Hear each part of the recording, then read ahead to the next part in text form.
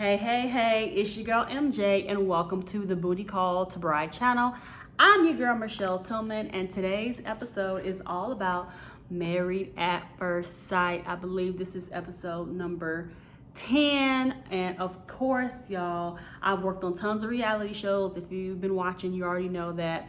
So I wanted to give my 2 cents on what's going on with this season. Okay, so you know we always start with Chris and Paige, because theirs is like the most different relationship, marriage, if you want to call it that, that I've ever seen on this show. So first of all, Paige comes back and she's like, we made the commitment to restore and reset our relationship. And she talks about all that. And then she says, but I ain't heard from that Negro since we had that little conversation. So then he comes in the room and he always says to her, like, what's up, yo? That's his thing. Like, it's so friendish.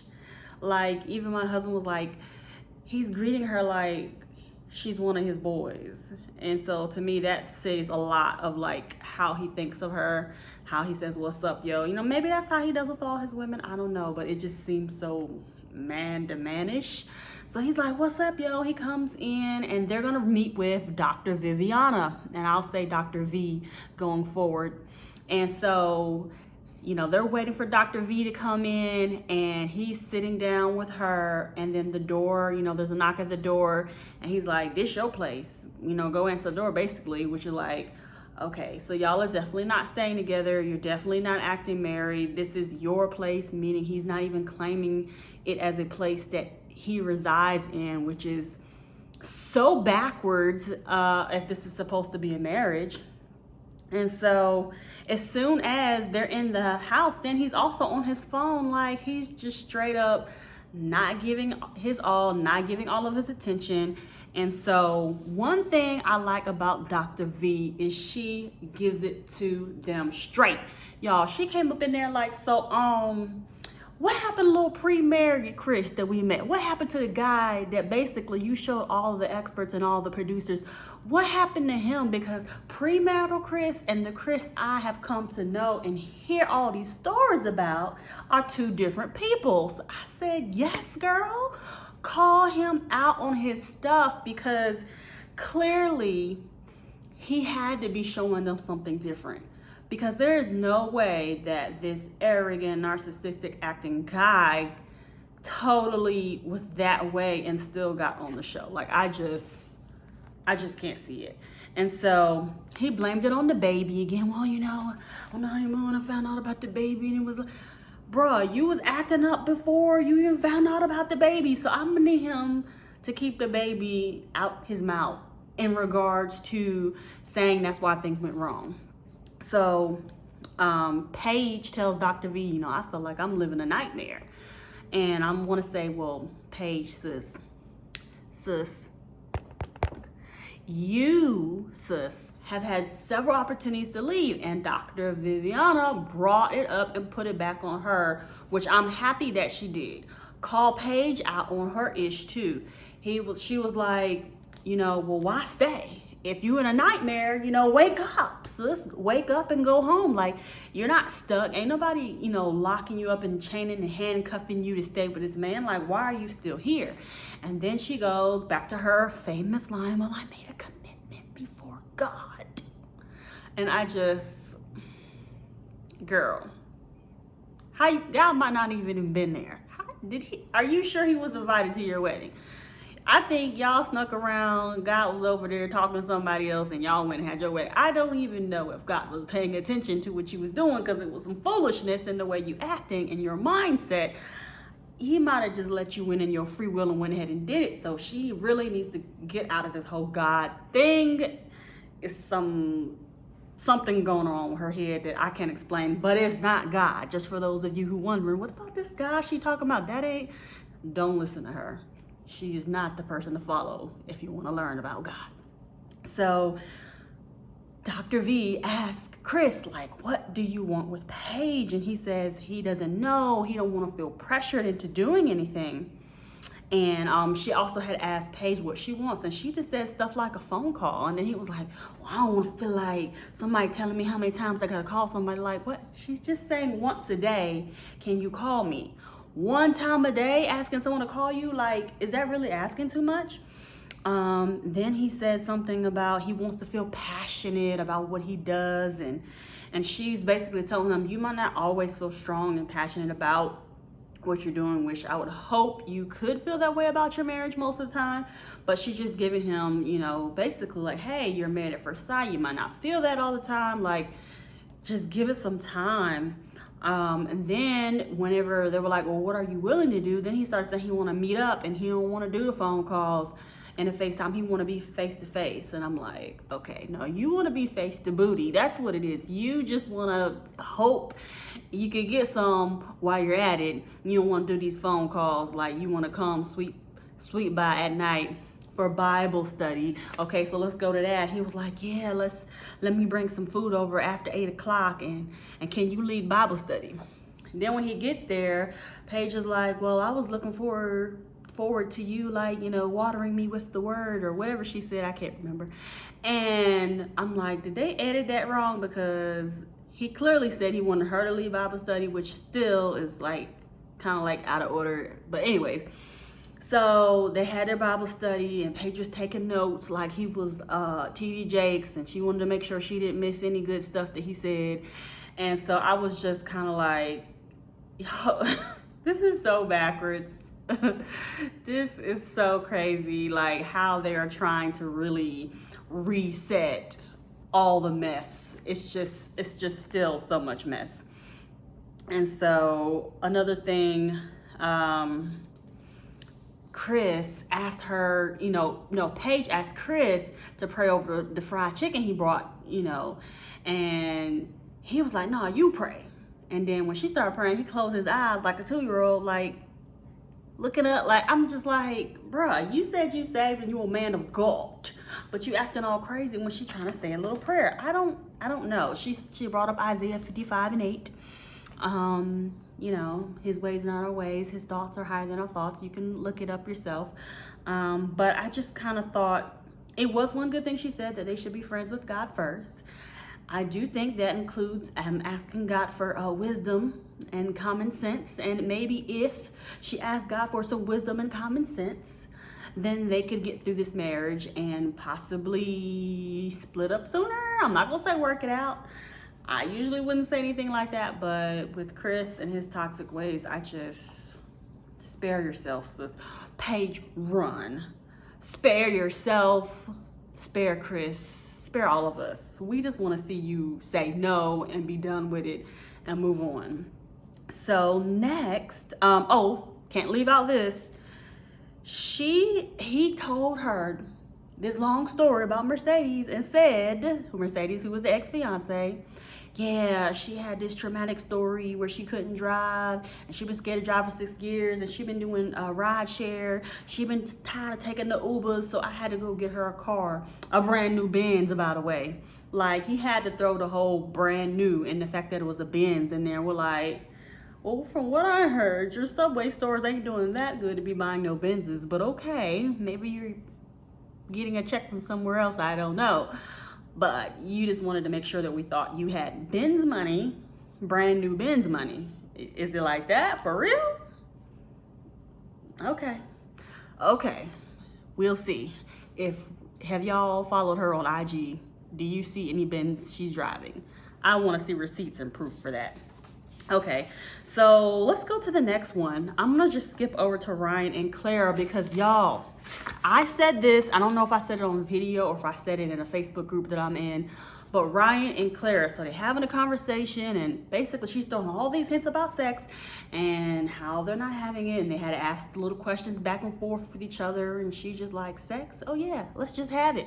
And he's talking about how he got to build up trust and all this and all that. Then Dr. Viviana finally said what I have been saying for weeks. Are you sure that Ryan is not a virgin? And she's like, oh no, he's so upfront and honest. If he was a virgin, he would have said something. And I have been saying the way he's talking so conservative and about his faith, I believe that boy is a virgin, and I believe he did not tell the producers because he didn't want them to make the whole storyline about him being a virgin like how they did Iris and Charlotte. So I am convinced that Ryan is a virgin, and that's why he's not moving fast, because all them positions they was naming, it was like, what's your favorite position? And he was like, normal. Like, what? And I was like, the way he answering this is like he don't know. So, and some people are saying he's gay, but no, even gay, if he was gay, he would still know positions. Like, I believe he's a virgin, and I just believe he's a virgin. All just looking at the signs and being entrenched in a Christian community, like I can spot it a mile away, and I'm convinced, whether he ever admits it on camera or not, that Ryan is a virgin. Y'all tell me if you agree in the comments. Y'all might be saying he just don't like her.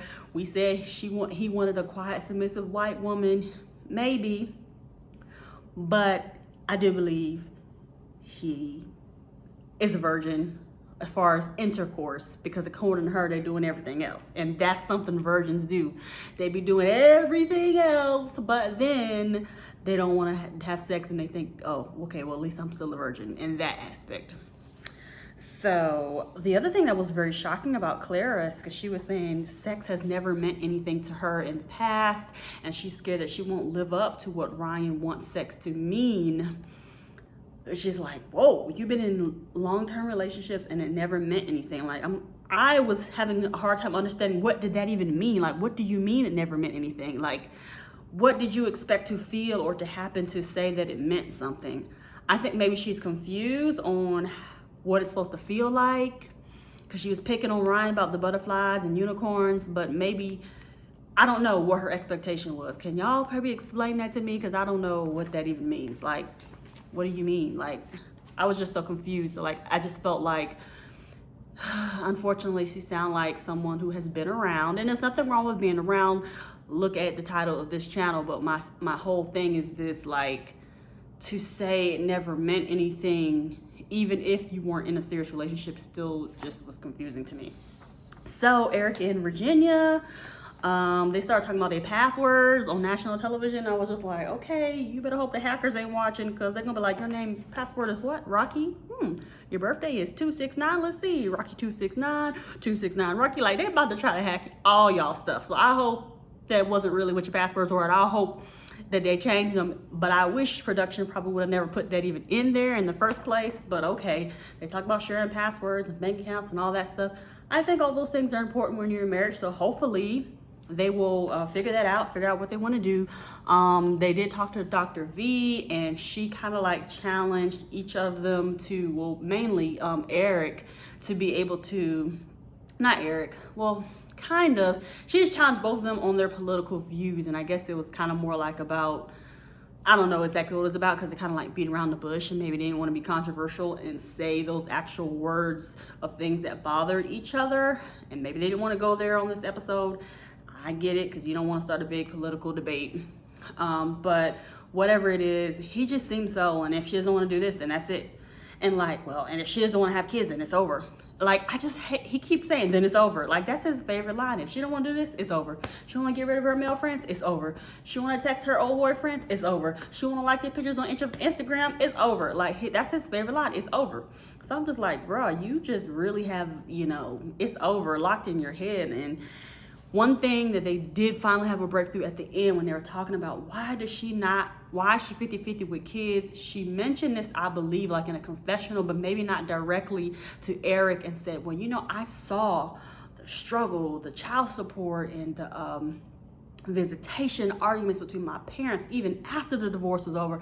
I don't want to put a child through that. I'm so scared that they're gonna have to go through the traumatic things I went through. And girl, I understand what you're saying, not because I've been through it, but because that makes sense based on your experience, why you be hesitant to have kids. And I kind of think that helped ease things out.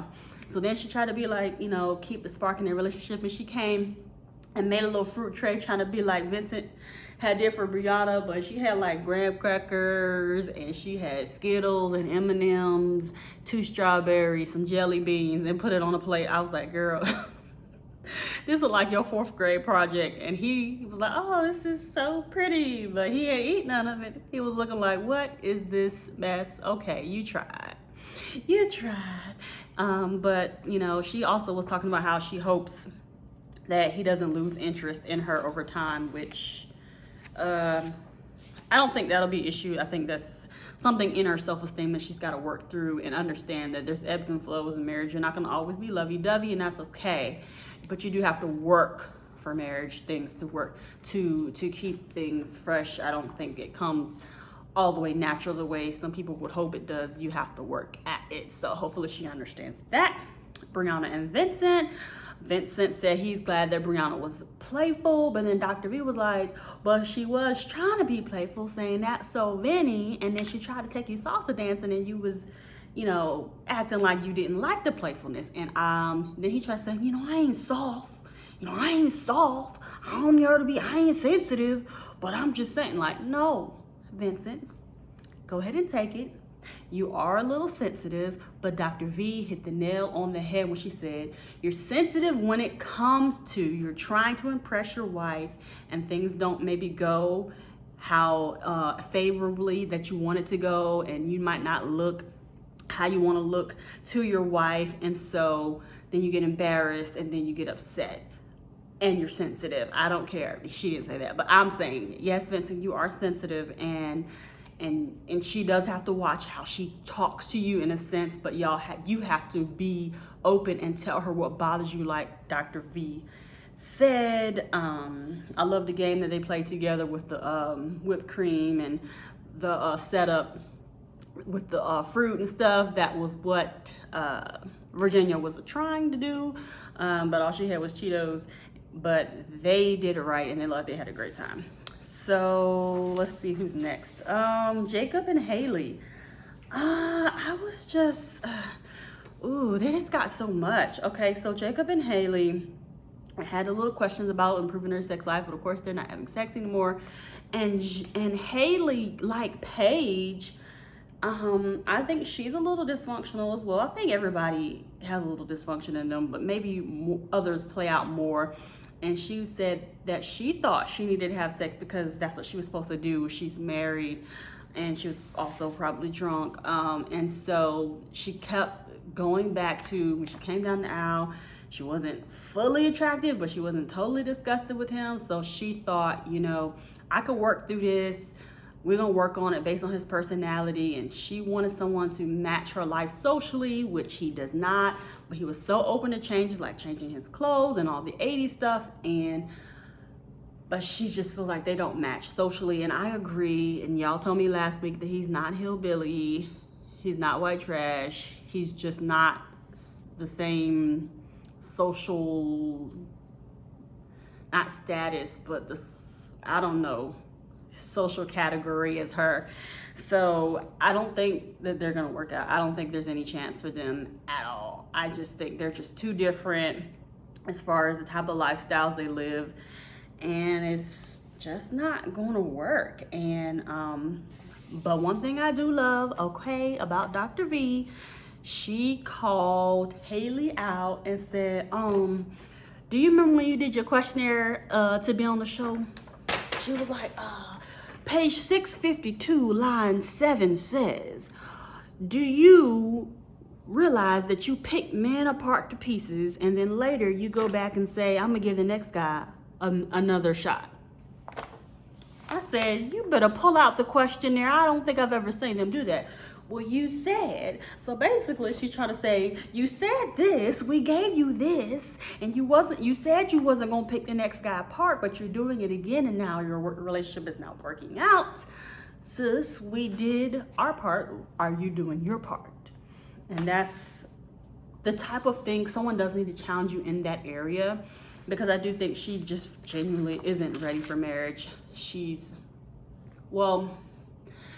She genuinely isn't ready for the marriage in that type of process.